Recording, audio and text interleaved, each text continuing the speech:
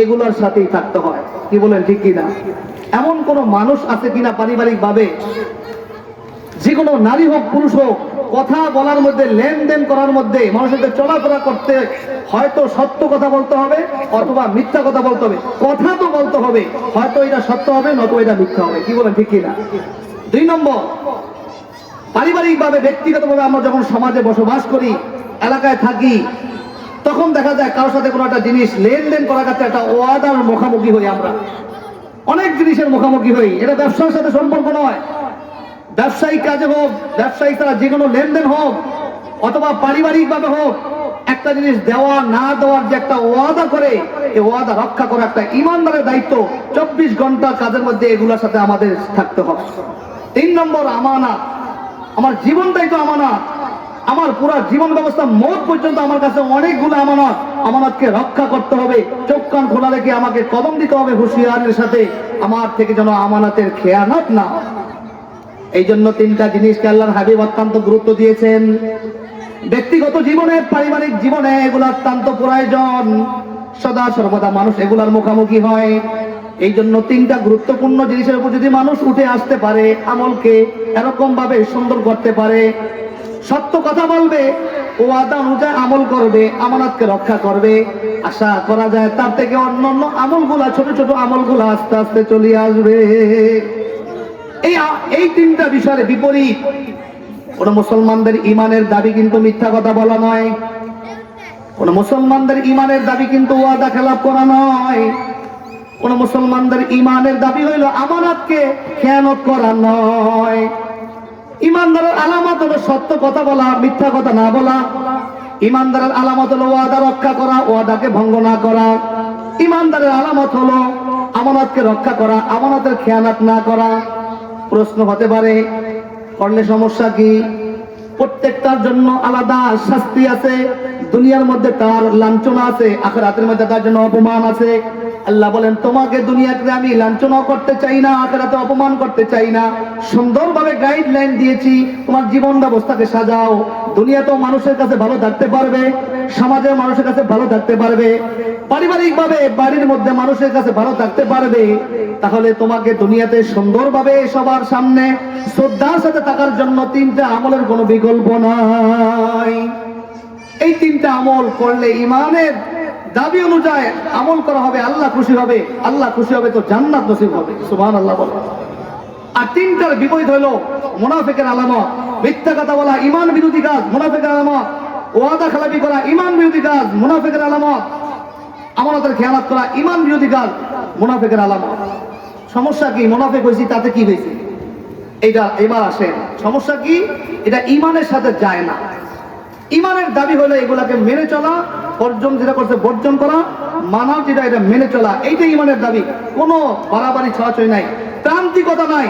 একদিকে আপনি কাইট হয়ে যাবেন, খুব বেশি বাড়াবাড়ি করবেন, খুব বেশি ছড়াছড়ি করবেন, ইসলাম এটাকে সমর্থন করে না। মধ্যপন্থা অবলম্বন করতে বলা হয়েছে। অতি বাড়াবাড়ি, অতি ছড়াছড়ি ন। মিথ্যা কথা অতি বাড়াবাড়ি, অতি রঞ্জিত। একটা মিথ্যা কথা বললে একটা কবিরা গুনাহ, একটা কবিরা গুনায় 7000 বছর জাহান্নাম। বলেন নাউজুবিল্লাহ। দৈনিক কি পরিমাণ মিথ্যা কথা বলে কি পরিমাণ জাহান্নামের আগুনকে আমার জন্য নির্ধারণ করলাম। আমার পরকালের সামানকে, ভালোর জায়গায় আমি খারাপকে গ্রহণ করলাম। চিন্তা করতে পারেন, মিথ্যার সাথে কিন্তু ওয়াদার সাথে একটা সম্পর্ক আছে। মিথ্যার সাথে একটা ওয়াদার সাথে খুব একটা কাছাকাছি ঘনিষ্ঠ সম্পর্ক। আমি দৃষ্টান্ত দিয়ে বুঝাবো। তাহলে বলতেছিলাম, এই 3টা আমল ব্যতিক্রম হলে মুনাফিক হবে। মুনাফিক হলে সমস্যা, মুনাফিক হলে সমস্যা হলো, মুনাফিক একটা ঈমান বিরোধী ব্যক্তি, চিহ্নিত একটা আল্লাহর কাছে একটা দুশমন। এই দুশমনের ঠিকানা হলো জাহান্নামের সর্বপদদেশে, সবার নিচে, যেখানে তৈলের নিচে যেখানে গাছ থাকে, সর্বসেরা নিচে, জাহান্নামের মধ্যে সর্বসেরা নিচে থাকবে এই মুনাফিকের জামাত, এই মুনাফিকের দল। বলেন নাউজুবিল্লাহ। ইন্নাল মুনাফিকিনা ফিদ দারকিল আসফালি মিনান নার। ঈমানদার জান্নাতে যাবে, নাফরমান জাহান্নামে যাবে। মাঝামাঝি যারা ঈমান কিছু মানছে, আবার নাফরমানে কিছু করছে, মাঝে মাঝে সত্য কথা, মাঝে মাঝে মিথ্যা কথা, মাঝামাঝি অবস্থা আছে, এদেরকে বলা হয় মুনাফিক। মুনাফিকের ঠিকানা হবে জাহান্নামের তলদেশে। মুনাফিক হলে কি হয়েছে? মুনাফিক এটা ঈমানের সাথে যায় না। ইমান বিরোধী কর্মকাণ্ড আল্লাহ নিকট সবচাইতে অপছন্দ। তো তাহলে কি হয়েছে? তাহলে তার ঠিকানা দেশের জাহান্নাম বানায় নিছে। বলেন নাউজুবিল্লাহ। আল্লাহর হাবিব সাল্লাল্লাহু আলাইহি ওয়াসাল্লাম বলেন, আন আবি হুরায়রা রাদিয়াল্লাহু তাআলা আন্না রাসূলুল্লাহ সাল্লাল্লাহু আলাইহি ওয়াসাল্লাম আয়াতুল মুনাফিকি সালাসা ইযা হাদাসা কাযাবা ওয়া ইযা ওয়াদা আখলাফা ওয়া ইযা আতুমিনা খানা। আল্লাহর হাবিব বলেন, আবু হুরায়রা থেকে বর্ণিত, মুনাফিকের তিনটা আলামত, ইমান বিরোধী মানুষের তিনটা আলামত, ইমানের দাবি অনুযায়ী যারা চলে না তাদের তিনটা আলামত। এক নম্বর হইল কথায় কথায় মিথ্যা বলা। এক নম্বর কি বলেন? কথায় কথায় শুধু মিথ্যা কথা। মিথ্যা বলতে বলতে এইটা মনে হয় যে তার কাছে একটা ওয়ান টু ব্যাপার হয়ে গেছে। মিথ্যা এখন তার নিত্যদিনের সঙ্গী। মিথ্যা তার জীবন চলে না। ব্যক্তিগতভাবে মিথ্যা বলে, পরিবারের সাথে মিথ্যা বলে, ছেলে মেয়ের সাথে মিথ্যা বলে, দোকানদার সাথে মিথ্যা বলে, চাকরি স্থলে মিথ্যা বলে, পুরো জীবনটাকে সাজাইছে মিথ্যার মাধ্যমে। কি বলেন, ঠিক কিনা? এটা কিন্তু ইমানের সাথে যায় না। আপনি বলতে পারেন এই দুনিয়া আপনাকে কেউ টাচ করবে না এই জন্য, কিন্তু এরকম মিথ্যা কথা বলতে বলতে মানুষের কাছে একটা সময় আপনি অপাত্র হয়ে যাবে, অপছন্দ করবে কোনো একটা মিথ্যাবাদী। মিথ্যাবাদী ব্যক্তিরা দুনিয়া তো লাঞ্ছিত অপমানিত হয়, আখিরাতে তো শাস্তি আছেই। মিথ্যা কবিরা গুনাহ, কবিরা গুনাহ ৭০০০ বছর জাহান্নাম। বলেন মিথ্যা কথা কি বলা? কবিরা গুনাহ। বলেন কি? কবিরা গুনাহ। কবিরা গুনাহ শাস্তি কি? ৭০০০ বছর জাহান্নাম। একদিন জ্বলার ক্ষমতা পৃথিবীর কোনো মানুষের নাই জাহান্নাম। ৭০ গজ মোটা করা হবে এই চামড়াকে। এই চামড়াকে জাহান্নামে জ্বলার চামড়া। গ্যাস সিলিন্ডারে বাষ্প হলে মাঝে দেখা যায় শরীরের ৮০ অংশ পুড়ে যায়। স্কিন তো পাতলা এবং নরম। আল্লাহ রাব্বুল আলামিন বলেন, বাদদালনা জুলুদান গায়রা জুলুদিহিম, এটাকে আমি পরিবর্তন করব, মোটা করব, করতে করতে ৭০ গজ আমি মোটা করব এই চামড়াকে। এভাবে একটা বিশাল দেহ বানিয়ে জাহান্নামের মধ্যে ছেড়ে দেওয়া হবে। যেরকম আমরা তৈলের কড়াইয়ের মধ্যে আমরা পিঠা বাঁধার সময় পিঠাকে ছেড়ে দেই। কি বলে, ঠিক কিনা? এটাকে যদি মোটা করে দেই, অনেক সময় দেখবেন ওটাকে কি বলে, গুলগুলা বানায়, দেখছেন নি? খুব অল্প সময়ের মধ্যে হয়ে যায় নাকি অনেক সময় লাগে? পড়তে পড়তে এটাকে অনেক সময় লাগে, তারপর ভিতরে উপরে একটা পজিশনে চলে আসে, এরপর এটাকে নামায় ফেলে। দুনিয়ার এই চর্ম দেহের মধ্যে, এই চর্ম দেহকে যদি জাহান্নামের মধ্যে ছেড়ে দেওয়া হয়, এটা জাহান্নামের সাথে যায় না। বাদদালনা জুলুদান গায়রা জুলুদিহিম, আমি তাদের চামড়াকে এমন মোটা করিয়া দিব, ৭০ গজ মোটা করে দিব। তো তাইলে একটা মানুষের চামড়া যদি এত মোটা হয়, মানুষ কি পরিমাণ বিশাল দেহের হবে? হাদিসের মধ্যে আল্লাহর হাবিব বলেন, একটা জাহান্নামীর বসার জায়গা হবে উহুদ পাহাড় সমপরিমাণ। সুবহানাল্লাহ। বিশাল দেহের অধিকারী, এত বড় বানায়া জাহান্নামে তাকে নিক্ষেপ করা হবে। তো বলে জাহান্নামে তো জায়গা হবে, ওইটা চিন্তা আপনার দরকার নাই। ওইটা যিনি জাহান্নাম বানাইছে ওই চিন্তা তার। আপনার এবং আমার দায়িত্ব হলো এরকম জাহান্নাম থেকে, এরকম আযাব থেকে বেঁচে থাকা। কি বলেন, ঠিক কিনা? প্যারা হাজিরিন, মিথ্যা কথা বলা তার নিত্যদিনের সঙ্গী বানাইছে। খবরদার, ইমান বিরোধী কর্মকাণ্ড এটা ইমানের সাথে যায় না। এটা মুনাফিকের আলামত, আল্লাহ পাকের অপছন্দনীয় কাজ। দুনিয়া তো অপমানিত, আখিরাতেও তাকে লাঞ্ছিত হতে হবে, আযাব গজব ভুগতে হবে। কিন্তু অত্যন্ত পরিতাপের বিষয় হলো এই মিথ্যা আমাদের নিত্যদিনের সঙ্গী। মিথ্যা এবং ওয়াদা খেলাপি। আমরা অনেক সময় ক্ষুদ্র ক্ষুদ্র বিচারের মধ্যে মিথ্যা কথা বলি এবং ওয়াদা খেলাপি করি। ছোট বাচ্চাকে অনেক সময় ডাকার সময় বলি, এদিকে আসো, এদিকে আসো, আমি তোমাকে একটা চিপস দিব, একটা লজেন্স দিব, একটা খাদ্য দিব, একটা সুস্বাদু একটা জিনিস দিব। বাচ্চা লোভে দৌড় দিয়ে চলে আসে কিনা? আসে কিনা? আওয়াজ দেন, আসে কিনা? আসার পরে যদি দেখে যে হাত ফাঁকা, একদিন, 2 দিন, 3 দিন, এই বাচ্চা যখন আমার থেকে ধোঁকা খাবে, ওয়াদা খেলাপি, সে কথা বলছে আমাকে মজা দিবে। কোথায় মজা? সেটা মিথ্যা কথা বলছে। এক সময় এই বাচ্চার অন্তরের মধ্যে এই কথা গেঁথে যাবে যে আমার বাবা মা মিথ্যা কথা বলে। আমার বাবা মা কি বলে? মিথ্যা কথা বলে। বাচ্চার অন্তর যখন এই কথা স্থান পাবে, সে ছোট তো কান্নাশিল হাজার, ছোট বাচ্চার অবস্থা হলো আপনি তার দিলের মধ্যে যেটা রেখে দিবেন, এটা পাথরে খোদাইয়ের মতো এটা গেঁথে যায়, এটা কখনোই তার অন্তর থেকে মুছে যায় না। এটা ছোট বাচ্চার সামনে খবরদার, খবরদার, কিছু কাজ, অনেক কাজ এড়ায় চলা। বাবা মার অনেকে সতর্ক থাকতে হয় ছোট বাচ্চাদের ব্যাপারে, কারণ একবার দেখার পরে, একবার দেমাগে ঢুকানোর পরে এটা সে বড় হলো মৌত পর্যন্ত এটা তার স্মরণ থাকে। এটা কার হুকুম? কথা বলেন, আল্লাহর হুকুম। প্যারা হাজিরিন, বলতেছিলাম এই যে মিথ্যা এবং ওয়াদা খেলাপি একসাথে হয়ে গেল। মা যখন বাবা যখন তাকে ডাকলো তোমাকে একটা মজা দিব, কোথায় সে মজা? এক তো মিথ্যা, 2 নম্বরে ওয়াদা খেলাপি, ঠিক কিনা বলেন? এটা মুনাফিকের আলামত। কিসের আলামত? মুনাফিকের আলামত। ইমানদার নারী, ইমানদার পুরুষ মহিলা কখনোই বাচ্চাকে এরকম অফার দিয়ে, লোভ দেখিয়ে, ভুলভাল বুঝিয়ে মিথ্যা কথা বলা, ওয়াদা খেলাপি করার কোনো কাজ করতে পারে না। আমরা যদি করেও থাকি এখন থেকে সেটা থেকে ফিরে আসতে হবে, কি বলেন, ঠিক কিনা? রাসূলুল্লাহ সাল্লাল্লাহু আলাইহি ওয়াসাল্লামের কাছে একজন মহিলা আসছে কোনো একটা কাজে, মাসালা জিজ্ঞাসা করতে, সঙ্গে ছোট বাচ্চা নিয়ে আসছে। এ বাচ্চা দূরে চলে গেছে, একটু হাঁটতে হাঁটতে দূরে চলে গেছে। মা তার হাতে মেরে একটা খেজুর রেখে বলে, এদিকে আসো, নাম রেখে বলে, এদিকে আসো, এদিকে আসো, তোমাকে একটা মজা দিব বা খেজুর দিব। তো বাচ্চা দৌড় দিয়ে আসার পরে ওই বাচ্চার মা তার হাতের থেকে খেজুরটা বের করে দিল। পুরা ঘটনাকে বিশ্বনবী সাল্লাল্লাহু আলাইহি ওয়াসাল্লাম দেখতেছে দূরের থেকে। এবার বিশ্বনবী সাল্লাল্লাহু আলাইহি ওয়াসাল্লাম মহিলাকে লক্ষ্য করে বলো, হে মহিলা, আজকে তুমি যেভাবে তাকে ডাকলা, আমার হাতে মজা আছে, আসো আসো। বাচ্চা দৌড় দিয়ে লোভে আসলো। আজকে তোমার হাত থেকে যদি এই খেজুরটা তাকে না দিতা, এইটা একটা মিথ্যা হয়ে যেত। এটা কি হয়ে যেত বলেন? মিথ্যা হয়ে যেত, এটা ওয়াদা খেলাপি হয়ে যেত। তো বলে এইটাও, না বলে এইটাও। বোঝা যায় মিথ্যা ওয়াদা খেলাপি এটা তো বড় জিনিস হতে পারে না, ক্ষুদ্র জিনিসের ক্ষেত্রে মিথ্যা এবং ওয়াদা খেলাপি হতে পারে। আল্লাহ পাক আমাদের জীবন ব্যবস্থা থেকে মিথ্যাকে পরিহার করার তৌফিক দান করুক, সকলে বলি আমিন। ওয়াদা খেলাপি থেকে নিজেদেরকে পরিহার করা, হেফাজত থাকার তৌফিক দান করুক, সকলে বলি আমিন। প্যারা হাজিরিন, আরেকটি হলো গুরুত্বপূর্ণ বিষয় হলো আমানা। আমি যে আয়াতটা আপনাদের সামনে তেলাওয়াত করেছি, সূরাতুন নিসার 58 নম্বর আয়াত, আয়াতের মধ্যে আল্লাহ পাক এই 3টা বিষয়ের উপর গুরুত্ব আরোপ করেছে। বিশেষ করে তার মধ্যে সবচেয়ে ইম্পর্টেন্ট যেটা আমানত। শব্দ বলেন আমার সাথে, কি আমানত? আমানত কি জিনিস? আমানত তো আমরা বাংলা ভাষায় বুঝি, অনেকে মহিলারা বলে আনামত। আনামত না, আসলে আমানত শব্দ কি? আমানত এটা কোরআনের ভাষা। অদ্দুল আমানাত আমি পড়েছি, আমি আয়াতের অর্থ করব।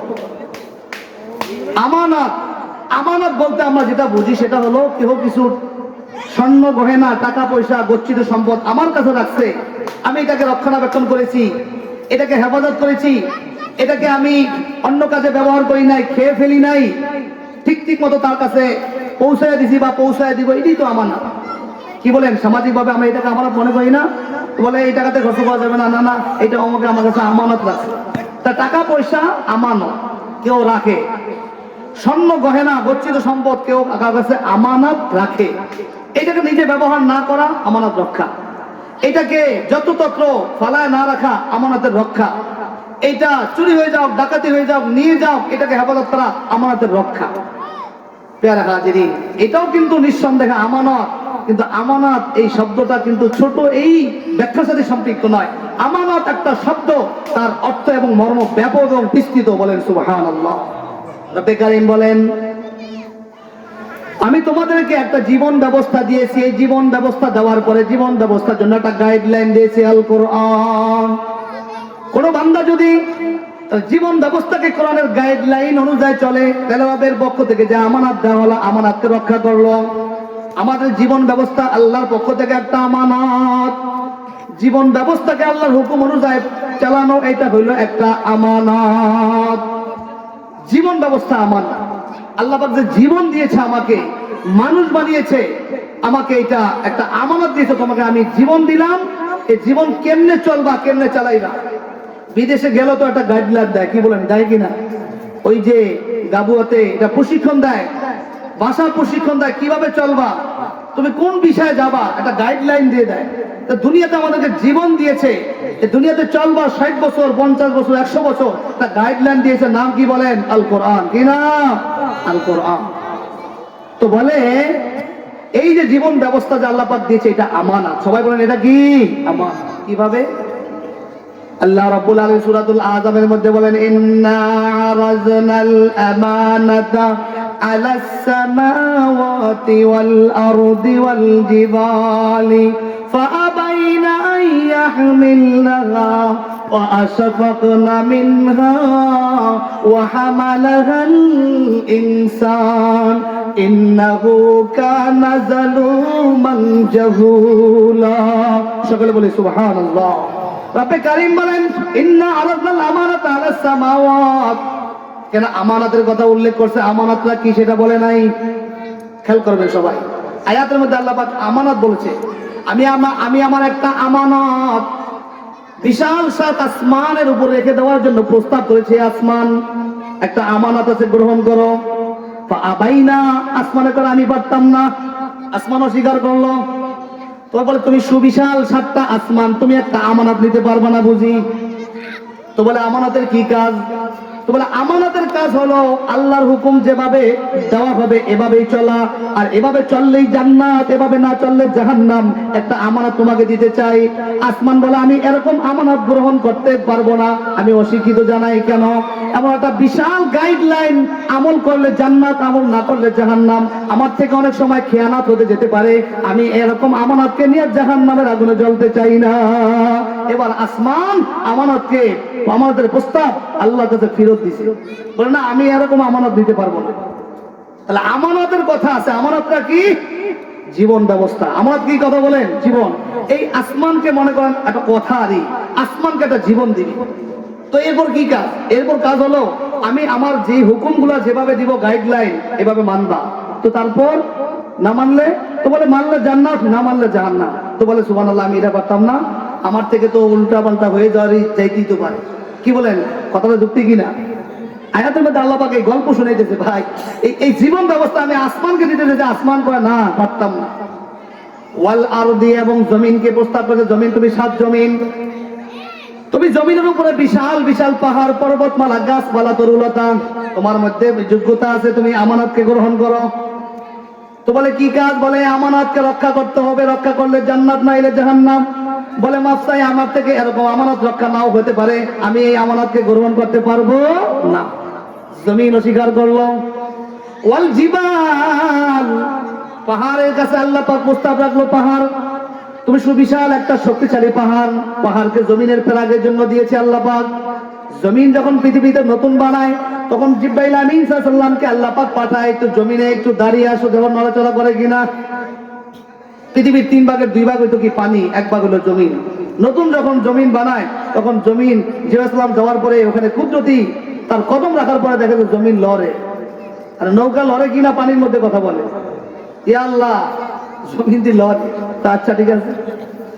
বল জিবাল আওতাদা, সূরা আম্মা ইয়াতাসালুনের মধ্যে আছে, আমি পাহাড়কে বানিয়ে পৃথিবীর প্রান্তে প্রান্তে প্যারাগ হিসাবে, জলি হিসাবে দিয়ে দিয়েছি। এবার জিব্রাইল যাও। জিব্রাইল সালাম যাওয়ার পর দেখে যে পারাইলেও লড়ে না। সুবহানাল্লাহ বলেন। মারাইতেছে, লড়ে না। কি বসানো আছে? কথা বলেন। পাহাড়। কি? পাহাড়ের কাছে প্রস্তাব পেশ করছে, পাহাড় তুমি আমার আমানতকে গ্রহণ করো। পাহাড় বলে আমার থেকে আমানতের খেয়ানত হয়ে যেতে পারে, আমি এটা পারবো না। আসমান অস্বীকৃত জানালো, জমিন অস্বীকৃত জানালো, পাহাড় অস্বীকৃত জানালো। বুঝে থাকলে বলুন, এগুলা কোনো শক্তিশালী মাখলুক কিনা? শক্তিশালী। 7 আসমান, 7 জমিন, বিশাল বড় বড় পাহাড়, সবাই বলে আমি এই আমানত গ্রহণ করতে পারবো। ফাআবাইনা আইয়াহমিলনাহা, সবাই এই আমানতকে গ্রহণ করা থেকে অস্বীকৃত জানালে।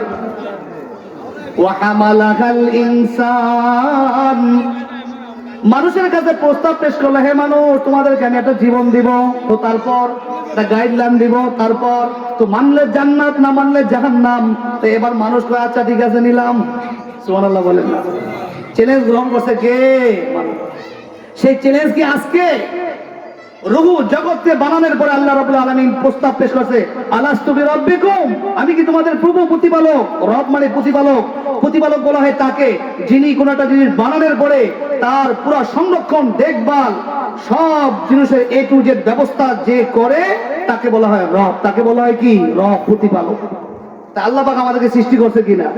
আমাদেরকে আল্লাহ পাক হায়াত দরবার লালন পালন করতেছে কিনা? জীবিকার ব্যবস্থা করছে কিনা? মওত পর্যন্ত এই জিম্মাদারি কার হাতে? কথা বলেন। আল্লাহ। বহুত বাবা মা আছে বলে বহুত সয় সম্পত্তি রেখে গেলাম, ছেলেরা মনে রাখবে। এ কথা মানুষের কাছে বলতে পারবে না, কিছু দিয়া যায় নাই। গাড়ি, বাড়ি, দোকান পাট, জায়গা জমিন বিস্তৃত দিয়া গেছি। ছেলেরা বলতে পারবে সবার কাছে যে বাবা হিসাবে কিছু করে গেছি। অনেকে গর্ব করে বলে কিনা? আরে অনেক বাবা তো কিছু দিয়া যায় নাই, সন্তান তো চলতেছে তো দুনিয়াতে। আরে কি বুঝলেন এখানে? রিজিক এটা আল্লাহর পক্ষ থেকে নির্ধারিত, আপনি কিছু দিয়ে যেতে হবে না। রিজকু মাকসুম, রিজিক নির্ধারিত, এটা আসবেই। বাবা না থাকলে এমনটাও পৃথিবীর ইতিহাস, বাবাই কিছু রেখে যায় নাই, ছেলে এখন 15 গাড়ি 2-3টা একসাথে নিয়ে হাঁকায়, কি বলেন ঠিক কিনা? বাদাম বিক্রেতা ছিল বাবা, পান বিক্রেতা করে ছেলেদের যে চলাফেরা, এতিম ছিল, সবাই চিন্তা করছে ওরে ভাই কেমনে খাইবো, কেমনে লেখাপড়া করবো। আজকে তার কর্মচারী এলো শতাধিক, সুবহানাল্লাহ কন্যা, আমার সাথে লেখাপড়া করছে একজন আলেম মুফতি, বাড়ি কুমিল্লা। মাস 2 আগে তার সাথে সাক্ষাৎ, ঢাকাতে একটা পল্টনে একটা বড় একটা বিফে আমরা একসাথে একটা প্রোগ্রাম কিনে একত্রিত হয়েছিলাম। তখন বললো দেখো অনেক সম্পদের মালিক হয়েছে, এখন একটা বিল্ডিং করছে বড়। যখন এখানে নোয়াখালী মসজিদে পড়ে আলামিন মাদ্রাসায়, বলে আমার ভাইরা সব চাকরিজীবী সরকারি, আমার বাবা ছোটকালে মারা গেছে, আর আমাকে লেখাপড়া করায়, সবাই আমাকে নিয়ে চিন্তিত, হুজুরে লেখাপড়া করে কি করে, সবাই আমাকে নিয়ে চিন্তিত। আজকে আল্লাহ পাক আমাকে দিয়েছে, আমি একটা 4তলা 5তলা বাড়ির মালিক, কিন্তু আমার বাইরে এখনো সেই মালিক হতে পারে। এখন আমাকে বলে আমাকে নিয়ে যারা চিন্তিত, আমি এখন তাদেরকে নিয়ে চিন্তিত। সুবহানাল্লাহ বলে, এটাই আসলে বাবা ছিল না, হ্যাঁ বাইরা সহযোগিতা করছে, বাইরে যে চিন্তিত ছিল সম্পূর্ণ 100 ডিগ্রিতে বিপরীত হয়ে এবার বাইরের জন্য তার চিন্তা। বাইরা তো এখন একটা বিল্ডিং করতে পারে নাই, 1তলার ছাদ পিরাইতে 2তলা পিরাইতে পারে নাই, তো তাহলে তাদের জন্য এখন এই হুজুর চিন্তা করতেছে, বলে সম্পূর্ণ বিপরীত হইল। তাহলে বলেন দেওয়ার মালিক কে? আল্লাহ। চিন্তা করতে হবে, রেখে যেতে হবে না, তো রেখে যেতে পেলে ভালো, কিন্তু আপনি আল্লাহর হুকুমকে লঙ্ঘন করিয়া দিন রাত 24 ঘন্টা গাদার মতো খাটিয়া মাথার গামকে পায়ে ফেলাইয়া আল্লাহর হুকুমকে লঙ্ঘন করিয়া এই সয় সম্পত্তি বানায়া ছেলের জন্য দিয়ে গেছে, আপনি কি আল্লাহর হুকুম পালন করতে পারছেননি? আপনার পরকাল কি সুখ শান্তি হবে কিনা সেটা চিন্তা করছেন? কার সুখের জন্য আপনার দুনিয়া আখিরাত বরবাদ করলেন? অসুস্থ বানায় বলাইছে বিদেশ থাকতে থাকতে, অসুস্থ বানাইছে চাকরি করতে করতে, এই রোগ সেই রোগ, এক মোট ঔষধ খাইতে হয় ভাতের পরে, কি বলেন ঠিক কিনা? এই সয় সম্পদের জন্যই তো। এত কিছু করার দরকার নাই, আল্লাহর উপর ভরসা করতে হবে। ওমাই ইয়াতাওয়াক্কাল আলাল্লাহ ফাহুয়া হাসবু, আল্লাহ পাক উপর যে আস্থা রাখবে আল্লাহ পাক তার জন্য যথেষ্ট। বলেন সুবহানাল্লাহ। বলতেছিলাম আমানতের বিষয়ে আল্লাহ পাক বলেন, জমিন এবং আসমান এবং পাহাড়কে আমি আমানত গ্রহণ করার জন্য প্রস্তাব দিলাম, তারা সানন্দ চিত্তে প্রত্যাখ্যান করলো। বলে একটা জীবন দিব, জীবন শেষ পর্যন্ত আমি রূহ জগতের মধ্যে সমস্ত মানুষকে প্রস্তাব পেশ করলাম, তারা এটাকে মেনে নিল। কলু বালা, আপনি আমাদের প্রভু। যেদিন আমরা সকলে রূহ জগতে রবকে প্রভু হিসাবে মেনে নিলাম, সেই দিন একথাও মেনে নিলাম আমি রবের সমস্ত বিধি বিধান অনুযায়ী আমার জীবনকে পরিচালনা করব। সুবহানাল্লাহ। রবকে মেনে নাও মানে কি? আর সে আমাকে খাওয়াবে, তো এটা তো একটা চাকরির মতোই মনে করেন। কোম্পানির মালিক আমাকে চাকরি দিছে, বেতন দিবে, আমার কোনো কাজ নাই। কথা বলেন, কাজ আছে কিনা? তা আমাকে সে জীবন ব্যবস্থা দিছে, আমাকে তো কুকুর বানাইতে পারতেন, হাইওয়ান বানাইতে পারতেন, জীবজন্তু বানাইতে পারতেন, আসমান জমিন পাহাড় পর্বত বানাইতে পারতেন, একটা তরুণতা বৃক্ষ রাজি আমাকে বানাইতে পারতেন, প্রাণীকুল বানাইতে পারতেন। মানুষ বানিয়ে আমাকে যে সম্মানিত করেছেন, কি বলেন দায় দায়িত্ব আছে কিনা? এগুলো তো বলা হয় নাই যে আপনি সারাদিন নামাজ পড়েন, সারাদিন আপনি ইবাদত বন্দেগী করেন, না। ফাইজা কুজিয়াতিস সালাতু ফান্তাশিরু ফিল আরদি ওয়াবতাগু মিন ফাদলিল্লাহ। নামাজ পড়ার পরে আবার জমিনে ছড়িয়ে ছিটিয়ে বড়, যার যার পেশা গ্রহণ করো, আবার তোমার রিজিককে আহরণ করো, যার রিজিক যেভাবে রেখেছি। চাকরিজীবী চাকরিতে প্রবেশ করো, কৃষিজীবী জমিনে নেমে পড়ো, জেলে নদীতে যে নেমে যাও, এভাবে প্রত্যেকে যার যার কর্মের মধ্যে ব্যস্ততা হয়ে পড়ো। নামাজের পরে প্রত্যেকে কর্মব্যস্ততা নেমে পড়ো। আয়াত দ্বারা বোঝা যায় আল্লাহ পাক ইবাদতের পাশাপাশি জীবিকা নির্বাহ জীবন ব্যবস্থা দিলে সাজাইতে বলছে। এবার আসুন, জীবন যেহেতু আমার কাছে আমানত, এই জীবন আমাকে একটা দেহের মধ্যে দান করছে। এই দেহেটা 360টা অঙ্গ প্রত্যঙ্গ মিলে বলতে গেলে জীবন যদি আমানত হয়ে থাকে, ভালো করে খেয়াল করেন, জীবন যদি আমানত হয় তাহলে জীবন যে একটা শরীরের মধ্যে আমাকে দিয়েছে, শরীরে 360টা অঙ্গ প্রত্যঙ্গ আমানত, কি বলেন ঠিক কিনা? এই আমানত মানে হাত পা চক্ষু অঙ্গ প্রত্যঙ্গ সবগুলা আল্লাহ দেওয়া। এইটা কোনো বাজারে কিনতে পাওয়া যায় না। কি বলেন, বাজারে কিনতে পাওয়া যায়? বাজারে কি হাত কিনতে পাওয়া যায়? পাওয়া যায়। ওই হাতে শক্তি নাই, ওই পায়ে শক্তি নাই। কিছু প্লাস্টিকের পা আছে না, অনেকে নিয়ে একটু ভর দিয়ে হাতে, এটা কৃত্রিম পা পাওয়া যায়, আসলটা না, এটা নকল। শক্তি নাই মানুষকে দেখানোর জন্য একটা সুরতারি। নওয়ায়ও হাঁটতেছে, আরে হাঁটার মধ্যে তো বেশ কম আছে, বেশ কম আছে কিনা? যাদেরকে আল্লাহ পাক সহি সালামত আছে, সুস্থ রাখছে, বলেন না আলহামদুলিল্লাহ। সবসময় চিন্তা করবেন আল্লাহ, অনেকে কয় আমি গরিব, গরিব কি তুই একটা অঙ্গ তো কিডনি, একটা কিডনি বেশ 1 লাখ টাকা দিয়ে, কয় না মাপসাই একটা হাত বিক্রি করা, একটা আঙ্গুল, এই আঙ্গুল কয় না, এই আঙ্গুল দিলে আমি লবণ খান কি দিয়ে, আমি শাহাদাতের সময় আশহাদু আল্লাহ ইলাহা ইল্লাল্লাহ বলবো কি দিয়ে? প্রত্যেকটা জিনিস আমার প্রয়োজনে রব দিয়েছে। অতএব আমার জীবন যদি আমানত হয়, জীবনকে ঢেলে সাজাইছে যে আমার শরীরের মাধ্যমে, শরীরের প্রত্যেকটা অঙ্গ প্রত্যঙ্গ আমার জন্য আমানত, বলে সুবহানাল্লাহ। ইমানদারের দায়িত্ব হলো আমানতগুলোকে রক্ষা করা। রব্বে কারীম বলেন, তোমরা তোমাদের আমানত রক্ষা করবা, তোমরা সফল মুমিন। রব্বে কারীম সূরাতুল মুমিনুনের মধ্যে বলেন, কদ আফলাহাল মুমিনুন আল্লাযীনা হুম ফী সালাতিহিম খাশিউন। অপরাধের মধ্যে আল্লাহ পাক বলেন, ওয়াল্লাযীনা হুম লিআমানাতিহিম ওয়া আহদিহিম রাউন, বলে সুবহানাল্লাহ। সফল মুমিন তো তারা, সফল মুমিন তো তারা, আল্লাযীনা হুম লিআমানাতিহিম ওয়া আহদিহিম রাউন, যারা আমানতকে রক্ষা করে, যারা ওয়াদাকে রক্ষা করে, তাদেরকে বলা হয়েছে পৃথিবীর মধ্যে সরল, এরকম সরল মুমিন, সফল মুমিন। ইহকালীন এবং পরকালীন জগৎকে যারা সফলতার মুখ দেখতে চায়, ইজ্জতের সাথে থাকতে চায়, তার জন্য আল্লাহ রাব্বুল আলামিনের বিধান অনুযায়ী তার জীবনকে পরিচালনা করে তথা আমানতকে রক্ষা করে চলে। আমানত কি? আমানত আমার জীবন আল্লাহর প্রদত্ত আমানত। আমানত কি? আমানতে আমার পুরো স্বাধীনতা বড়ি, প্রত্যেকটা অঙ্গ প্রত্যঙ্গ আমানত। আমানতকে রক্ষা করতে হবে, আমানতকে হেফাজত করতে হবে, প্রতিশ্রুতিকে রক্ষা করতে হবে।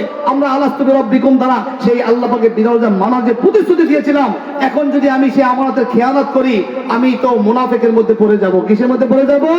মুনাফিকের মধ্যে। আমাকে রব্বুল আলামিন চক্ষু দিয়েছে দেখার জন্য, বিধিনিষেধ দিয়েছে, আল্লাহ রাব্বুল আলামিন সব দিকে তাকানো যাবে না। রব্বে কারীম বলে, তোমরা যখন রাস্তা দিয়া চলবা, তোমাদের চোখের নজর হবে নিচের দিকে, পুরো পৃথিবীকে তোমরা তাকায় আর যাইতে পারবে না। চারিদিকে অনেক সময় মানুষ থাকে, নারী থাকে, পুরুষ থাকে, কি বলেন ঠিক কি না? রাস্তার পাশ দিয়া যাচ্ছে, রাস্তার পারে হইলো পুকুর, পুকুরের উপর হইলো একটা মানুষের এবং মহিলাদের কাজ করার ঘাট। অনেক সময় দেখি তো বিভিন্ন মহিলারা কাজ করে, মা বোনেরা, একটা পর্দার ব্যবস্থা নাই, ওই রাস্তা দিয়ে মানুষ যা যায় সবাই দেখে। কি ঠিক বললাম না ভুল বললাম? তা পর্দা দিলে তো দেখে না। এই যে পর্দা দিল সবাই দেখলো, ঠিক আছে, হ্যাঁ না উল্টা চললো, আমি কেন উল্টা দেখলাম? আমার নজর তো ওদিকে যাওয়ার কথা ছিল না। গজ্জু আসার এখন তোমার চোখকে অবনত রাখো, নিচের দিকে রাখো, এত বেশি দেখার দরকার নেই। বলে আল্লাহ পাকের নেয়ামত থেকে সব নেয়ামত দেখা দরকার নেই, বিধিনিষেধ আছে এখানে। চোখের একটা আমানত, চোখ আমার কাছে আমানত, এটা মালিক আমি নয়। কি বলে? চোখের মালিক আমি, চোখ আমানত। এই জন্যই তো মানুষ মরণোত্তর চক্ষু দান করতে পারে না, দেহ দান করতে পারে না। বিভিন্ন বিভিন্ন নাস্তিক মুরতাদরা মরার আগে তাদের দেহ দান করে যায় মেডিকেল ছাত্রদের জন্য। তারা এই শরীরকে কেটে এটাকে রিচার্জ করবে, তারপরে তারা প্রশিক্ষণ নিবে। উনি মনে করছে উনি চিরঞ্জীবী, ওনার দেহটা ছাত্রদের কাটাছিড়ার মধ্যে দিল, তারা একটা শিখলো, তারা মানুষকে সেবা করবে, সেবার কাজে আমার দেহ দিলাম। এই নাফরমান, তুই কার দেহ কারে দেশ? এই দেহকে আর কথা বলেন আল্লাহ। এই দেহদান, মরণোত্তর চক্ষু দান, কাউকে কিডনি দেওয়া, হাত দেওয়া, পা দেওয়া ইসলামী শরীয়তের মধ্যে জায়েজ নাই। এটা আমানত। তোমার কাছে যদি একটা কোনো মানুষ একটা চোখ রাখে আমানত, তুমি এটা যে চাইলে দিয়ে দিবা? কেউ চাইলে দেওয়া যায় এটা না। তো তোমাকে দিয়েছে একটা চক্ষু, অবশ্যই তার গাইডলাইন আছে, তুমি কিভাবে চলবা, কিভাবে ব্যবহার করবা, এইটা রব্বে কারীম বলে দিয়েছে। এভাবে আমাদের জবান আমাদের কাছে আমানত। জবান দ্বারা মিথ্যা কথা বলা যাবে না, জবান দ্বারা গীবত শিকায়ত করা যাবে না, জবান দ্বারা পরনিন্দা করা যাবে না, জবান দ্বারা চগলখড়ি করা যাবে না, জবান দ্বারা কারোর বদনাম রটানো যাবে না, জবান দ্বারা গালুগুলুজ করা যাবে না, জবান দ্বারা কাউকে অপমান করা যাবে না, জবান দ্বারা কাউকে ক্রিটিসাইজ মূলক কথা বলা যাবে না, জবান দ্বারা কাউকে খারাপ ভাষায় আহ্বান করা যাবে না। হয়তো বা তার পাওটা কেটে গেছে, একটু খোঁড়ায় খোঁড়ায় আড়ে, কি বলে, এই ল্যাংড়া এদিকে আয়, বলেনি? বলেনি? নাউজুবিল্লাহ বল, নাউজুবিল্লাহ। তোমাকে যদি এই কথাটা বলতো, তোমার কিরকম লাগতো? একটু খারাপ লাগতো। এই খারাপ তো, তারও তো একটা মন আছে। তাকে ওয়ালা তানাবাজু বিল আলকাব, কোরআনের আয়াত, ওয়ালা তানাবাজু বিল আলকাব, তাকে খারাপ ভাষায় তুমি আহ্বান করতে পারো না, লকব দিয়া। এই রোহিঙ্গা এদিকে, অনেকে এটা গালি হিসেবে পরিণত করছে। এত মুসলমান মিয়ানমারে বৌদ্ধ সরকার মুসলমানদেরকে পিটায় পাঠায় দেশে পাঠায় দিছে, হয়তোবা তাদেরকে শিক্ষা ব্যবস্থায় চাকরি বাকরি সব কাছ থেকে তাদেরকে বঞ্চিত করার কারণে এরা হয়তোবা অপরাধ জগতে তার চলে গেছে। এখন অপরাধ কেউ করলে বলে রোহিঙ্গা এদিকে, তার মানে অপরাধী। এটা তো একটা গাড়িতে পরিণত হয়েছে। খবরদার, ওয়ালা তালমিজু বিল আলকানাবাজু বিল আলকাব, মানুষকে খারাপ একটা ভাষায় তাকে আমান করিয়া তাকে ডাকা যাবে না, তার দিলে অনেক কষ্ট পাবে। এটা জমানের কাজ না। জমানের কাজ সত্য কথা বলা, যতটুকু প্রয়োজন অতটুকু কথা বলা। জমানের কাজ হলো তুমি জিকির করা, তেলাওয়াত করা, তাসবিহ পড়া। ঠিক আছে, তুমি জিকির তেলাওয়াতের সময় জিকির তেলাওয়াত করবা, অন্য সময় তুমি যে ভালো কাজ ভালো কথা বলতে না পারো, চুপ থাকাটা হইলো এক ধরনের ইবাদত। চুপ থাকাটা এক ধরনের কি ইবাদত। কথা বললেই গুনাহ, কথা বললেই দুই দিকের একদিকে যাবে। ফাসহাবুল ইয়ামিন মা আসহাবুল ইয়ামিন ওয়া আসহাবুশ শিমালি মা আসহাবুশ শিমাল। তোমার ডান দিকে ফেরেশতা অপেক্ষা আছে, কি বলো? মা ইয়ালফিজু মিন কাউলিন, তোমার জবান থেকে একটা কথা পড়তে দেরি, ইল্লা লাদাইহি রাকিবুন আতীদ, টপ করিয়া এটা টপ রেকর্ড করতে দেরি হয় না, লিপিবদ্ধ করতে দেরি হয় না, সংরক্ষণ করতে দেরি হয় না। টপ নিয়োজিত ফেরেশতার মাধ্যমে এটাকে সংরক্ষণ করে নেয়। তো কি হবে? কাল কিয়ামতের ময়দানে বিশাল ফাইল জমা হবে। নেক আমলের বিশাল ফাইল হবে, বদ আমলের। ওজন করো, দেখা যাবে নেকের পাল্লা ভারী অথবা বদের পাল্লা ভারী। এগুলাকে নির্ণয় করার জন্য একটা মানুষের 60 বছর কিভাবে মাপবে? এই হিসাব নিকাশ ছাড়া কি মাপা যায়? কথা বলেন। আজকের বিজ্ঞান তো এটাই বলে। পেয়ারা হাজিরিন, বলতেছিলাম অপরাধ করলে, এই যে আমি আমানতের খেয়ানত করলে, মিথ্যা কথা বললে অটোমেটিক আমার ইমানের উপর একটা রেড লাইট পড়ে যায়।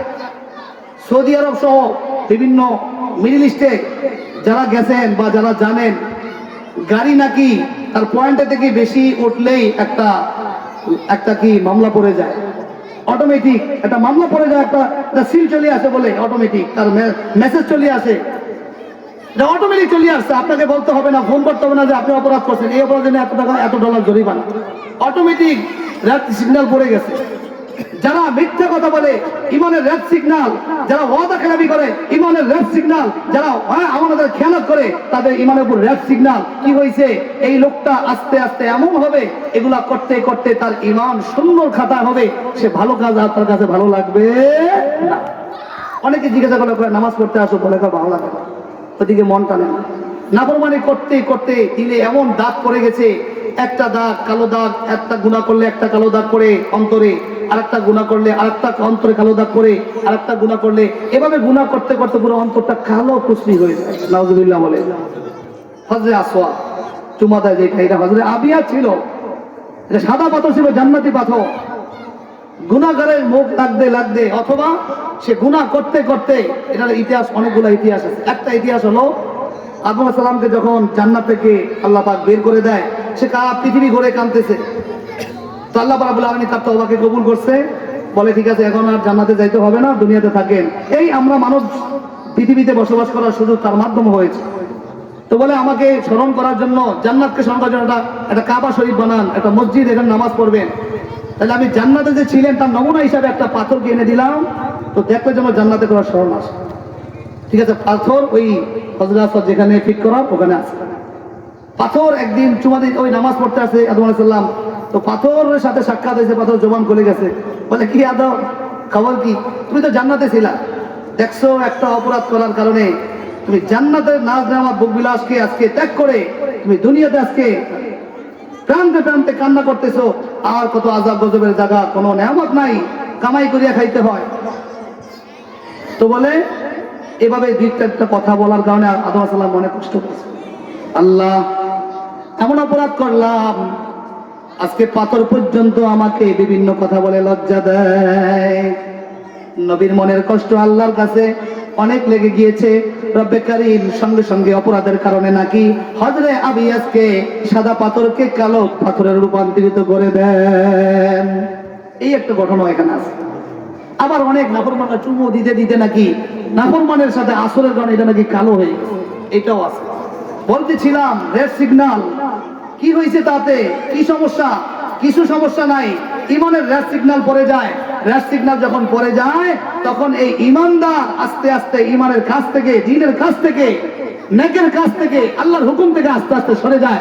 সরে যাইতে যাইতে সে জান্নাতের কিনারে চলে যায়, একটা সময় সে জাহান্নামের মধ্যে পড়ে যায়। বলেন নাউযুবিল্লাহ। প্যারা হাজিরি, বলতেছিলাম আমানত শুধু আমাদের জীবনটা নয়, আমাদের পুরা শরীর, অঙ্গ প্রত্যঙ্গ সব আল্লাহ প্রদত্ত আমানত। আমাদের হাত পা কিন্তু আমানত, আমাদের জিহ্বা আমানত। হাত পা দ্বারা যা ইচ্ছা তা করতে পারবো না। রব্বে কারীম যেভাবে হাতকে পরিচালনা করতে বলেছেন, যেভাবে আমার পাকে পরিচালনা করতে বলেছেন, যেই জিনিসকে ধরার জন্য বলেছেন, আমি তার ব্যতিরিক্ত যদি কোনো কাজ হাতের দ্বারা করি, অন্যায় ভাবে কাউকে প্রহার করি, অন্যায় ভাবে কারো জায়গা জমিনকে ঠেলাঠেলি করি, কারো দেওয়ালকে ঠেলি, অন্যায় ভাবে কাউকে স্পর্শ করি, আমার হাতের খেয়ানত। হাতের কি? হাত তো আমানত। অন্যায় ভাবে ব্যবহার করলে হয় খেয়ানত। এটা মুনাফিকের আলামত। মুনাফিকি করলে সে ইমানদার থাকে না, তার ঠিকানা হয় জাহান্নামের তলদেশে। আর এভাবে ইমানদার ইমান থেকে সরতে সরতে এক সময় জান্নাতের অধিবাসী, জাহান্নামের অধিবাসী হয়ে যায়।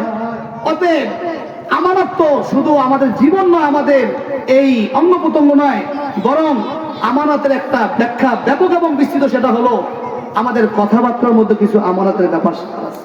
আমি আজকে এটা আলোচনা করতে চাই। এই জন্য অহরহ এগুলো আমাদের সমাজের মধ্যে হচ্ছে, কিন্তু এগুলোর সুষ্ঠু ব্যবহার না জানার কারণে, এগুলার যে খারাপি অথবা তার যে অপরাধ এবং তার শাস্তি সম্পর্কে না জানার কারণে আমরা অহরহ করে যাচ্ছি। একজন একটা গোপন কথা আপনার কাছে আমানত রেখেছে, এটা একটা আমানত যে ভাই আমার পরিবারের আজকে এই পরিস্থিতি, আপনার কাছে একটা কথা বলি, আপনি কারো কাছে বলবেন না, খুব একটা সমস্যা আছে, খুব একটা ঝামেলার মধ্যে আছে, দোয়া করি। এটা আপনার কাছে একটা কথা আমানত রেখে দিয়েছে। তা আমানত তো শুধু টাকা সম্পদ রাখলেই হয় না, সয় সম্পদ রাখলেই হয় না, জীবন ব্যবস্থা আমানতই না, হাত পা অঙ্গ প্রত্যঙ্গ আমানত না। একটা মানুষ যদি একটা গোপন কথা আপনার কাছে রেখে দেয় যে আপনি কারো কাছেই বলবেন না, তাহলে এটা একটা আমানত। এটা কি কথা বলেন? আমানত। আপনি কারো কাছেই বলবেন না। ওমা এই কথাটা তো উনি আরো 10 জনের কাছে বলিয়া দিয়েছে। চার দোকানে গিয়া বলে একটা খবর আমার কাছে আছে, কিছু শুনবা নাকি? নাম বলে না, কয় এমন ভাবে বলে সবাই বুঝা নিছে এটা কে, কি বলেন ঠিক কিনা? এমন ভাবেই বলে, হ্যাঁ শুধু নামটা বলা বাকি আছে, সবাইকে আমরা বুঝছি। ইন্না লিল্লাহি ওয়া ইন্না ইলাইহি রাজিউন। এই রোগে আক্রান্ত কত শুধু পুরুষই নয়, এই রোগে আক্রান্ত আমার মা বোনেরাও, কি বলেন ঠিক কিনা? এর কাছে রাখছে আমানত, উনি এটা মানুষ কাছে বলে দিছে, বলকে খেয়াল। এটা মুনাফিকের আলামত। এভাবে যদি আমাদের জীবন ব্যবস্থা হয়, এরকম জীবনের জন্য আল্লাহ পাক আমাকে দেয় নাই। এটা হায়াওয়ান, জানোয়ার, প্রাণীর মতো পৃথিবীতে বসবাস করা। তোমার জবান থেকে একটা মানুষ যে ভালো থাকবে, নিরাপদ থাকবে, তুমি সেই সুযোগটা তুমি দিলা না। এই জন্য আমার মানুষের গোপন কথা আমার কাছে আমানত। আমি এই গোপন কথাটা আমানতকে রক্ষা করব, কারো কাছে বলবো না। রাসূল আকরাম সাল্লাল্লাহু আলাইহি ওয়াসাল্লাম এরকম আমানত রক্ষা করেছিলেন। আল মাজালিসু বিল আমানা। মজলিসের মধ্যে একটা কথা হলে এটা আমানত। কমিটিরা অনেক সময় বসে একটা সিদ্ধান্ত করে, 7 জনের বাইরে কথা কেউ জানে না। 7 জনের বাইরে এলাকার 100 মানুষ কেমনে জানলো কথাটা? অবশ্যই একজন না একজন বলে দিছে। এটা আমানতের খেয়ানত, এটা মজলিসের আমানতের খেয়ানত। অথচ হাদিসের মধ্যে আল্লাহর হাবিব বলেন আল মাজালিসু বিল আমানা। মজলিসের কথাবার্তা একটা আমানত। মজলিসের কথাবার্তা কি? আমানত। এই আমানতের খেয়ানত তো আজকে আমাদের সমাজে অহরহ। নারী পুরুষ এটাকে কোনো অপরাধী মনে করে না, অথচ এটা ঈমান বিরোধী কাজ। কথা বলে এটা কি কাজ? ঈমান বিরোধী কাজ। কি কাজ? এই কাজ আমার থেকে, আমার মায়েদের থেকে, আমার কন্যাদের থেকে হতে পারবে না। যারা এই আওয়াজগুলো শুনছি মা বোনেরা, তারাও সেখান থেকে শিক্ষা নিতে হবে। এই আওয়াজ কিন্তু শুধু পুরুষের জন্য না, এই আওয়াজ তো আল্লাহ রাব্বুল আলামিন নিজে উল্লেখ করেছেন। সূরাতুন নিসার মধ্যে আল্লাহ পাক বলেন ইন্নাল্লাহা ইয়া'মুরুকুম আন তুআদ্দুল আমানাতি ইলা আহলিহা। রব্বুল আলামিন তোমাদেরকে নির্দেশ দিয়েছে, তোমাদের নিকট যদি কারো আমানত থাকে তাহলে হকদার নিকটে এটা পৌঁছাইয়া দাও। তুমি যদি আমানত নেওয়ার পরে তুমি এটা খেয়ানত করো, তোমার কাছে একটা গচ্ছিত সম্পদ রেখেছে, তুমি এটাকে খেয়ে ফেলছো। তোমার কাছে কিছু টাকা রেখেছে, তুমি এটাকে খরচ করে ফেলেছো। ঠিক আছে, তুমি তো পরবর্তীতে আবার দিয়ে দিবা বা স্বীকার করবা। ডাইরেক্ট 100 ডিগ্রিতে ঘুরে গিয়ে বলে তুই আমার কাছে কোনো টাকাই রাখোস নাই। ডাইরেক্ট অস্বীকার। ডাইরেক্ট কি বলে? লেখে রাখে নাই, লেখে রাখে নাই। ঠিক আছে, তুমি তো জানো তোমার কাছে একটা টাকা রেখেছিল, তাহলে তুমি এটাকে অস্বীকার কেমনে করো? প্যারা হাজিরিন, শেষ পর্যন্ত বলতে গেলে আমার কাছে আমার সন্তানাদি আমানত। সন্তান কিভাবে চলে, কোথায় যায়, তাদের শিক্ষা দীক্ষা, তাদের খাওয়ার পোষ, তাদের চাল চলন, বাবা মা গার্জিয়ান হিসাবে এটাকে দেখা, এটা তাদের জন্য আমানত হিসাবে আছে। প্রাপ্ত বয়স্ক হওয়ার পর এই সন্তানের জিম্মাদারি বাবা মার নাই। আমাদের বাঙালির খাসলত হইল কি জানেননি, বা পৃথিবীর অনেক অঞ্চল মানুষের খাসলত হলো সন্তানকে প্রাপ্ত বয়স্ক হওয়ার পরে, আরো পড়ানোর পরে, চাকরি করানোর পরে বাবায় বিবাহ পর্যন্ত করা দেয়। কি বলে, ঠিক কিনা? অথচ শরীয়তের নিয়ম কি? প্রাপ্ত বয়স্ক ছেলে 18 বছর বয়স, মেয়ে 12 বছর বয়স হয়ে গেলে সে নিজে অনেক সিদ্ধান্ত নিতে পারবে। ইসলামী শরীয়তের মধ্যে প্রাপ্ত বয়স্ক একজন নারী যে সে বিবাহের সিদ্ধান্ত নেয়, তার সিদ্ধান্ত বলবৎ শরীয়ত তাকে অনুমতি দিয়েছে। তবে হ্যাঁ, বাবা মার একটু অনুমতির ব্যাপার সেবার আছে। মহিলা মানুষ তো অনেক সময় অনেক চাকচিক্য দেখে রাজি হয়ে যায়, ভালো মন্দ বোঝে না। ভালো মন্দ বোঝে হইল বাবা মা। বাবা মার অনুমতির উপরে এটা অপেক্ষমান থাকবে, এটা মাওকুফ। তবে মেয়ে সিদ্ধান্ত নিতে পারে, হ্যাঁ আমি অমুককে চয়েস করেছি, আমি এই কাজ করব, কেন সে এখন প্রাপ্ত। একজন নারী এবং পুরুষের সিদ্ধান্ত নিতে পারে, সেই অধিকার আল্লাহ পাক দিয়েছে। তবে এর আগ পর্যন্ত তাকে চালানো, তাকে শিখানো, তাকে গড়ানো বাবা মার কাছে সন্তান হলো আমানত। যদি এই সন্তান অন্য পথে চলে যায় আমার বেখেয়ালের কারণে, আমানতের খেয়ালত হইলো, আপনি একটু খেয়াল করলেই হইতো, একটু খেয়াল করলেই হইতো, কিন্তু আপনি খেয়াল করেন নাই। আপনি প্রবাসে, আপনি খেয়াল করেন নাই, সন্তানকে আপনি ভালো মনে করেছেন, শেষ পর্যন্ত অ্যাক্সিডেন্ট করার পরে কি বলে, তো ভাই একটু খেয়াল করলেই হইতো, আমি তো খেয়াল করলাম। এই জন্য দুর্ঘটনার আগে, অ্যাক্সিডেন্টের আগে, খেয়ানতের আগে সন্তানের আমানতকে রক্ষা করতে হবে। সন্তান আমার কাছে আমানত। বাবা মারা যাওয়ার পরে ছেলে জিম্মাদারি, ছেলে এই পুরো সংসারের জিম্মাদারি তার কাছে আমানত। বড় ছেলে, তার কাছে জিম্মাদারি বেশি, সে আমানত। সব ভাই বোনদের সয় সম্পত্তিকে ভাগ করে দিতে হবে, এটা আমানত। যদি আমি একটু কমতি করে, 1 ইঞ্চি কমতি করে, এটা খেয়ানত। কিয়ামতের দিন ওই পরিমাণ জায়গা জমিন কাঁধে নিয়ে হাসরের ময়দানে হাঁটবে, সবাইকে কিরে তোর এই অবস্থা গা, সবাই বুঝবো দুনিয়াতে আর একজনের হক মারিয়া খাইছে, আর একজনের জমিন মারিয়া খাইছে। এটা নারী হন আর পুরুষ হন, এত লোক ভালো না। বাবার সম্পত্তি, তার কষ্টের টাকা সবাই শরীয়ত মতো ভাগ করে খাবে। সেখানে কেউ কম বেশি করলে, কেউ কাউকে কিছু না দিলে, এটা শরীয়ত বিরোধী কর্মকাণ্ড, আল্লাহ বিরোধী কর্মকাণ্ড, এটা নাফরমানি, এটা ইমানের সাথে যায় না, এটা মুনাফিকি, এটা আমানতের খেয়ানত। বলেন নাউজুবিল্লাহ। সমাজের অহরহর হচ্ছে এগুলো, হচ্ছে কিনা কথা বলে? কয় ডিসিমি জমিন বেড়া? 2 ডিসিম জমিন যদি আমি একজন ভাইকে, একজন বোনকে ঠগাই, এই 2 ডিসিম জমিনের মধ্যে, এই ক্ষেতের মধ্যে জমিন কয় মন দান হয়, কয়টা গাছ আছে তার মধ্যে, কত টাকা, আমি আগুনকে বক্ষণ করলাম। খবরদার, এরকম অপরাধ করা যাবে। এই জন্য একজন নারীর কাছে তার সংসারও কিন্তু আমানত। একজন নারীর কাছে তার সংসারটা আমানত। স্বামী যদি বিদেশ থাকে, স্বামী যদি প্রবাসে থাকে, স্বামী যদি চাকরি স্থলে থাকে, যতক্ষণ পর্যন্ত ঘরে থাকবে না, তার সয় সম্পত্তি, মালামাল, তার ছেলে সন্তান সব স্ত্রীর কাছে আমানত। আমানতের খেয়ানত করা যাবে না। একজন স্ত্রী স্বামীর কাছে আমানত। স্বামীর অনুমতি ছাড়া ঘর থেকে বের হতে পারবে না। সে বিদেশ থাকুক না কেন, তাকে জিজ্ঞাসা করিয়া বাজারে যাইতে হবে, তাকে জিজ্ঞাসা করিয়া কিন্তু তার বোনের বাড়িতে যাইতে হবে, তাকে জিজ্ঞাসা করিয়া তার ভাইয়ের বাড়িতে যাইতে হবে, তার বিভিন্ন আত্মীয় স্বজনদের বাড়িতে যাইতে হবে। স্বামী তো দেখে না, ইচ্ছা মতো চলাফেরা করতেছে, একটা সময় অ্যাক্সিডেন্ট হয়ে গেলে এবার স্বামীও কান্দে, মানুষও আফসোস করে। কথা ঠিক কিনা বলে? হচ্ছে কিনা এগুলা? আমি এই সমাজের কথা বলি না, আজকে সব সমাজের পরিস্থিতি এটাই। স্বামীকে শ্রদ্ধা করে না, সে বিষয়টা বোঝে নাই যে স্বামী হলো আমার মূল অভিভাবক, তার কথা ছাড়া কদম দেওয়া যাবে না, উযু ইস্তেঞ্জা করতে যাওয়া যাবে, এর বাইরে ঘর থেকে বের হওয়ার অনুমতি নাই। আপনি অন্য যে অপশন গুলো আছে, এগুলো তো বহুত দূরের কথা। কারোর সাথে রিলেশন করবে, কথা বলবে, এটা তো বহুত 2 মাইল দূরের কথা। ঘর থেকে বের হওয়ার তো অনুমতি নাই। সে আবার বাজারে গেল কিভাবে, শহরে গেল কিভাবে, আর একজনের সাথে চলে গেল কিভাবে, সেই সুযোগটা কে দান করেছে? এই জন্য ডিজিটাল এই জমানায় মানুষ যখন খারাপ হয়ে গেছে গা, তো মানুষের পরিস্থিতি এরকম, মানুষ বিপরীতটা মূল্যায়ন করে। আমি গেছি আন্ডারস, ওই চরমুটর থেকে আরো আধা ঘন্টা 1 ঘন্টা ভিতরে, রাস্তাঘাটের অবস্থা খুব বেহাল এই এবারে পানির কারণে। সেখানে এক ঘরে যায় নাস্তা খাইলাম, বিদেশ থেকে সিসি ক্যামেরা ঘরের মধ্যে, ঘরের বাহিরে। আমি বললাম ঘটনা কি? বিদেশ সৌদি আরব থেকে দেখতেছে কি করতেছে না করতেছে। ছেলে একটা আছে ভাই বিপদে আছে। ছেলে কোথায় যায় কি করে, মেয়ে কোথায় যায় কি করে, মোটামুটি সে ওখান থেকে মোহিত করে। সিস্টেম আছে কিনা কথা বলে। এই কাজ স্বামী করার আগে নিজেই ভালো হয়ে যায়, কি এরা আর ভালো না, এইটা তো খুব খারাপ জিনিস। আমাকে মহিলা করতেছে বুঝি যে আমাকে সন্দেহ করে। আপনি এরকম পর্যায়ে নিলেন কেন যে আপনাকে সন্দেহ করে? এরকম পর্যায়ে নেওয়া তো আপনার উচিত হয় নাই। এমন ভাবে চলবেন আপনার জীবনের মধ্যে স্পট হবে না, আপনার জীবনের মধ্যে লাইফের মধ্যে কোনো ধরনের দুর্নাম রটাবে না, না পরিবারের থেকে, না পাশের বাড়ি সমাজের পক্ষ থেকে এই কথা বলে। কিসের পুরুষ হয়েছেন আপনার? একটা পরিবারকে চালাতে পারেন না, পরিবার আপনার কথা শোনে না। পরিবার কথা না শুনলে অনেকে 1 2 3 ডাইরেক্ট মারিয়া দেয়। তো এবার হুজুর হুজুর কি করতাম মানে 1 2 3 বলে আর কোনো করা নাই। স্ত্রী কথা না শুনলে তার অনেকগুলো অপশন আছে। তার চাহিদা কমায় দেন, তার খোরপোশ কমায় দেন, তার বিভিন্ন জায়গায় যাওয়ার অনুমতিকে লাগাম টেনে ধরেন, তার অনেক কথাকে আপনি একটু এড়ায় চলেন। সুস্থ মস্তিষ্কের দিনদার ধর্মপ্রাণ যদি মা বোন হয়ে থাকে, স্বামীর এই সমস্ত ইশারা ইঙ্গিত সে বুঝে যাবে, কি বলে ঠিক কিনা?